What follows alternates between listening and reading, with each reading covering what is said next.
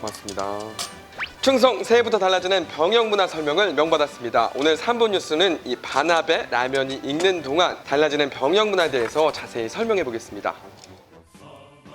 가장 큰 변화 바로 외출 외박입니다. 군 장병들 한 달에 2번 평일에도 외출이 가능합니다. 오후 5시 반부터 4시간 동안 외출이 가능한데 밖에서 가족을 만나거나 학원에 가거나 몸이 아프면 병원에 가도 됩니다. 다만 외출한 병사들이 군복을 제대로 입지 않고 활동할 수 있다는 것이 우려되기도 했는데요. 지난 2012년 가수 B가 전투복을 입고 휴가를 나와서 모자를 벗고 이른바 탈모 보행을 해서 논란이 되기도 했었죠. 우리 군 장병들 밖에서도 멋진 모습 보여주시리라고 믿어 의심치 않습니다. 외박 시 위수 지역 제한도 해제됐습니다. 차를 타고 2시간가량 떨어진 곳까지 나갈 수 있다고 하는데요. 다만 지역 상경기에 타격을 줄 수 있어서 자치단체와 주민 대표 그리고 부대장의 합의에 따라서 실시하게 될 예정이라고 합니다. 다음으로 크게 바뀌는 것 바로 휴대전화입니다.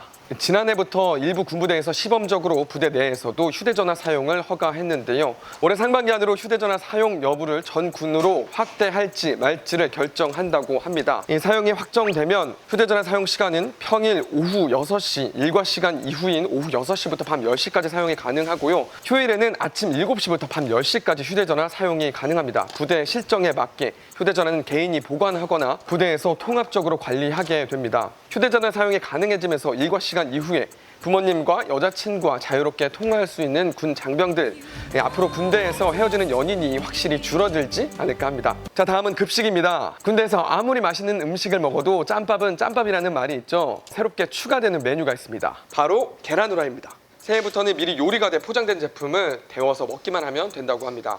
또 한 가지 추가되는 것은 야간 훈련으로 아침에 늦게 일어나는 군 장병들을 위해서 1년에 2회 브런치가 제공된다고 합니다. 군 장병들에게 인기가 좋은 비엔나 소시지와 사골 곰탕은 급식량을 늘리기로 했고요. 선호도가 낮은 카레와 게맛살은 급식량을 줄이기로 했습니다.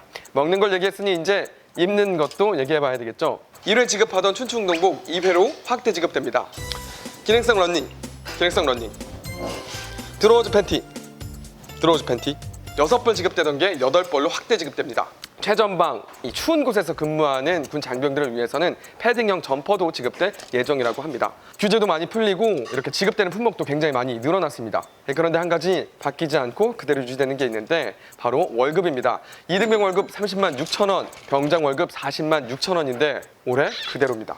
저는 2004년에 입대했는데 그 당시 제 월급이 한 2만 원 정도 됐던 것 같습니다. 정말 많이 올랐죠. 관행과 통제, 규율과 위계 질서가 중시되던 병영 문화 점점 개선되고 있는 것은 분명합니다. 하지만 군대는 아무리 편해도 군대라는 말이 있죠. 군장병 여러분, 이 추운 겨울에 정말 고생이 많습니다. 앞으로 남은 군생활 무사히 건강하게 잘 마치시길 바라겠습니다. 오늘 3분 뉴스는 여기까지 하겠습니다. 충성.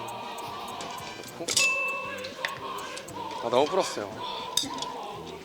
운동이에요, 운동.